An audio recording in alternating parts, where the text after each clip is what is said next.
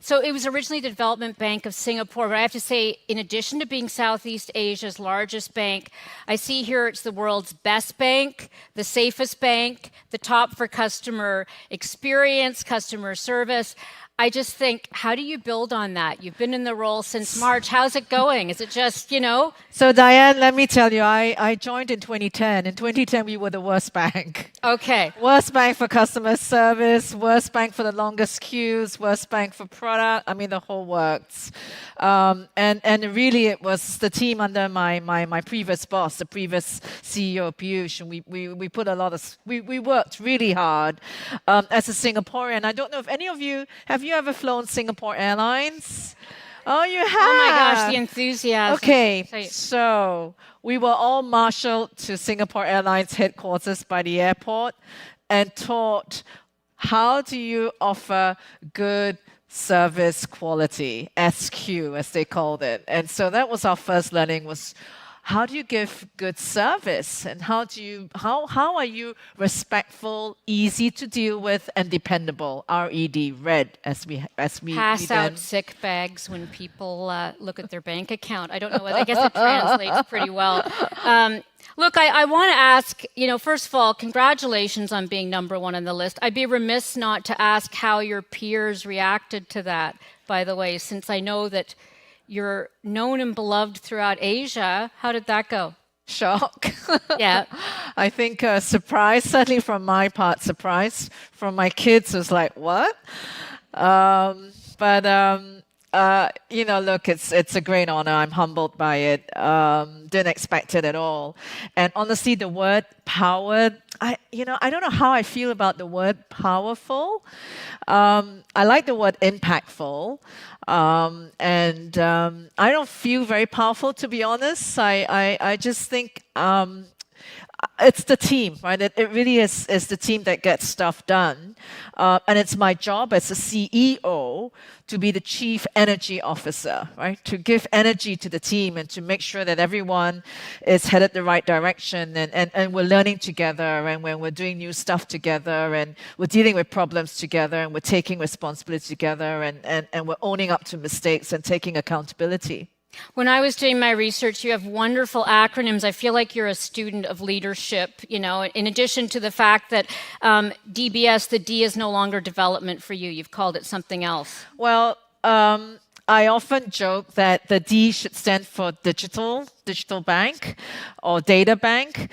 But, in this very bifurcated world where you have so much volatility and people are so bifurcated in their views, we wanted to be a dependable bank.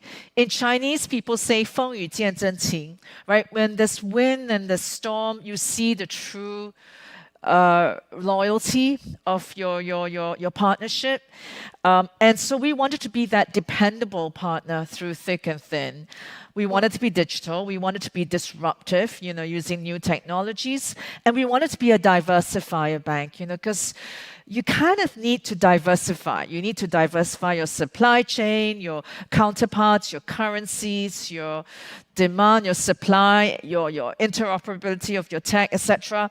So we wanted to be that bank that if you weren't banking with me, you should think about it because I'm your risk diversifier. Well, they will now. And, one of the things I should mention is that you started pretty soon after that, I believe, was Liberation Day. Yeah, day one. Day one. So day one, you have Liberation Day, and you are a bridge, among other things, your largest. You have China, India, Indonesia. How is that going for you? So Asia is 60% of the global growth. And I know I'm in the US, and the US is the world's biggest capital markets. But when it comes to global trade, actually trade within Asia, trade between Asia and Europe, Asia and the GCC is actually growing. Mm-hmm. And so the two financial hubs that we're in is Singapore and Hong Kong. And then the big growth markets are China, India, Indonesia. We're in all these markets. And they don't tend to move together. When India's good, China's in a slowdown. When China recovers, India may or may not slow down, but it gives us a good base. It's a huge market. It's growing. It's pretty young, especially in India and Indonesia and Vietnam, and it's very digital. So there's been a lot of digital leapfrogging happening in a lot of our major markets. So how are you helping your customers cope with some of the fallout from the new trade environment? Is that impacting you at all? Diversify. Absolutely. So first order impact was Liberation Day, and then everybody had to digest, oh my God, how much more do I have to pay? And if you're only getting your supplies from China, you diversify. So China plus one, China plus N. I had a client who makes Christmas trees from Shenzhen. And you can imagine he sells to Walmart and Target and all the big, great companies here. He had to diversify, so he moved a lot of his production to Surabaya in Indonesia, and he also sells now to Europe. So that's just one example. You also diversify your demand. If you only sell to the US, well, you have to diversify. And so producers are now finding new markets in the GCC. Within India, Taiwanese producers are going to Taiwan.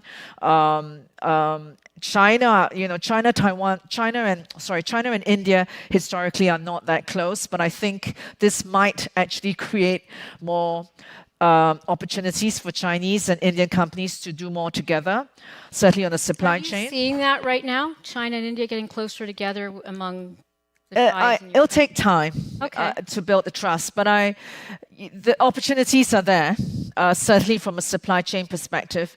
We're already seeing one or two good partnerships. There's Shanghai Auto now partnering through their ownership of the MG car with JSW, which is a big conglomerate in India.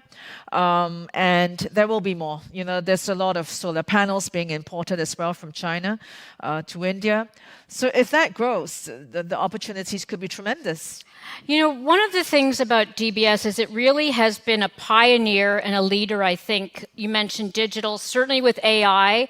When you spoke to Fortune earlier this year, I loved your anecdote. First of all, you have a WhatsApp group with your board, which I thought, okay, let's stop right there with the WhatsApp group. But then they said even the CEO could be replaced by AI. That was my welcome message. Marching orders for you.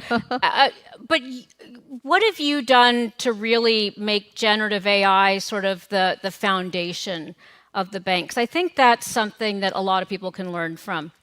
Well, the first thing and the hardest thing to do is to get your data into a data lake. A lot of banks, corporates have legacy data, so did we. And it was the hard work creating a big data lake. We call it ADA.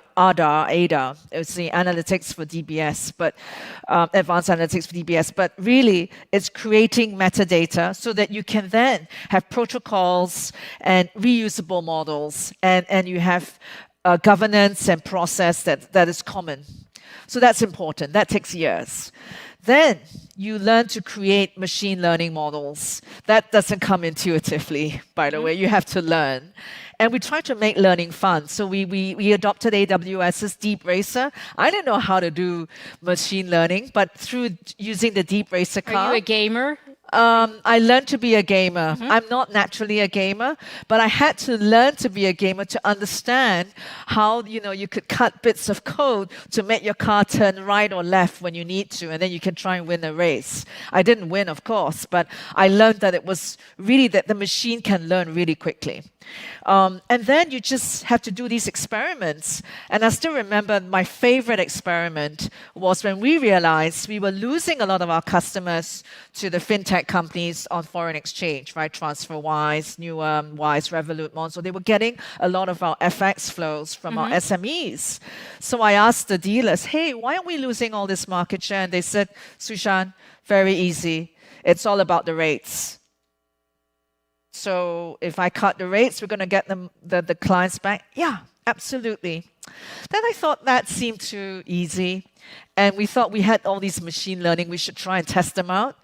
So the Uber equivalent in Asia is called Grab. And on Valentine's Day, Grab sent me a message. And it said, I miss you. I love you. And my husband didn't send me a card that Valentine's Day, but grabbed it. I'm like, interesting. And of course, I opened the EDM and I looked at the coupon. So I said, how about I miss you? Because these customers used to deal with us and they went away. And I remember my dealers cringed, like, no, that's just too emotional. And I miss, no, this is facts we're talking about. Like, try. So just to humor me, they put it in the machine. They had some messages that went, great rates, and they had messages that said, I miss you. Guess which one worked better? Miss you.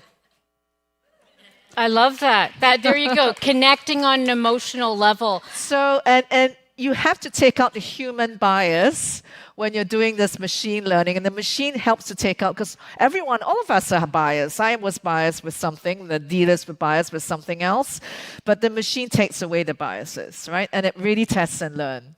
So that's how we learn. Honestly, I learn best by doing.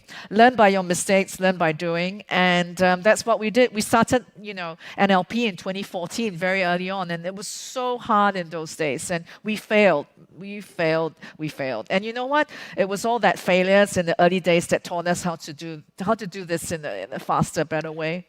I want to get into some more about your background, but talk a little bit first about crypto. Okay. Digital assets. Anything you want to say on that front? It's been very volatile, and it's something that a lot of bankers have sort of kept at an arm's length. How do you feel about it? So we started custody for crypto in 2021. Yeah. And you know why? Because we found a lot of at Christmas of 2019, I looked at all the credit card payments and I realized a lot of the kids were buying Bitcoin through their parents' credit cards. Oh, that sounds dangerous. Yeah. And it was like almost $1 billion in 1 month. I was like, what the hell? What is this? And then my friends who had bought them they were given, there was an organization where the lady boss gave everybody 1 Bitcoin. It was worth $70 and when she gave them all one. Then, of course, guess what? Nobody could remember their password or the crypto key. Yeah. So when I got to 30,000, I get all these calls and panic, like, what the hell? I lost my password. How do I get it back? Then we realized together that there was a use case to create a safe custody for crypto, or for whatever tokenized assets, digital assets. So we created that custody. So it came from this realization that if you are a bank and you're supposed to be the custodian of your clients' assets, their financial assets, if you don't know how to custodize a tokenized asset, you're going to lose this game long term. So we created the custody. After we did that, our clients said, hey, heck, why don't I just go on-ramp, off-ramp with you? That means buy and sell digital assets with you, because I don't want to have to open an account with FTX or whatever. Don't know if they'll last. So we said, okay, never done an exchange before, but talk to the regulator. You go where the customer goes. Go where the customer goes. So that's what we did. And then we thought we'll learn to tokenize as well. So that was the journey. We started with the custody, started the exchange, and then we started the tokenization journey. And it's been patchy because I think regulators are very schizophrenic. They want to do it, don't want to do it. Want to do it, don't want to do it. So you just have to go with the flow. So I feel like we're now into a lightning round here, but I'm curious about, you were nominated Member of Parliament, about a decade ago. I feel like, which is where you're basically a nonpartisan member of the Singapore Parliament, and now you're in this Economic Strategic Review Committee on Global Competitiveness. What do you learn from experience in the public sector? Because we're always talking about what the private sector can bring to public, but not as much about what public can bring to private. Any quick thoughts there? So I learned what it meant to be a congresswoman, right? And I learned that a lot of what happens in Parliament, and I guess here in Congress, is quite staged, but the real negotiation happens in the tea room during recess, right?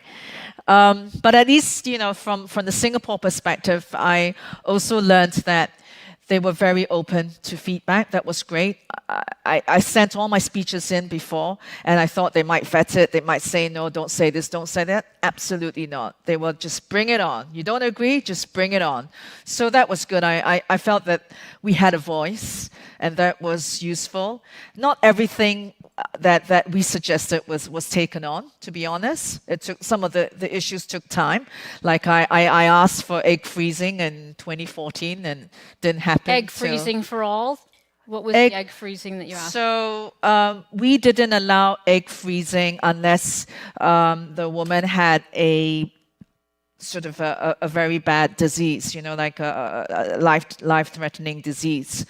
And I was arguing for egg freezing for women before they got married, with the view that they could use it after they get married, if in case they couldn't get pregnant naturally. That didn't go down so well at first. Well, you can always when I suggested it, but I think gradually, the society opened up. People will change. So, Yeah. somebody just bid $15,000, I believe, to have dinner with you. So it's kind of a Warren Buffett It's like me and my husband. You and your husband, which you do a lot of great work as a family, by the way, in Cambodia. So I should mention that. But in our final minute here, if you were to give advice to this person who wants some time with you right now and what you've done at DBS and what you intend to do, what would you say? Well, my advice would be, life isn't a straight line. Sometimes you have to take one step back to take two steps forward. And so when the going is good, don't lose your head. When the going is bad, don't lose your heart. I love that. I think that's fabulous. And I think the other thing I just want to say quickly with regard to parenting advice, because I was trolling your kids and both of them seem to be doing very well. As a family, I think that collective giving that you do is very powerful. Anything you want to say very quickly about that? Because it seems to be a big part of your life. As a mom, and I know a lot of you here are moms, there's nothing more powerful than doing that bonding with your kids where you're all collectively doing good together. That's been a family thing for us every year. We do one trip together. We go to Cambodia and we do this, activity. It could be cataract. It could be cataract operations for the people who can't see, or building a school or something. And it really bonds the family. Highly recommend it. Most powerful woman in Asia. It's a great honor to have you here. Thank you very much, Thank you. Su Shan. And to be continued. Thank you.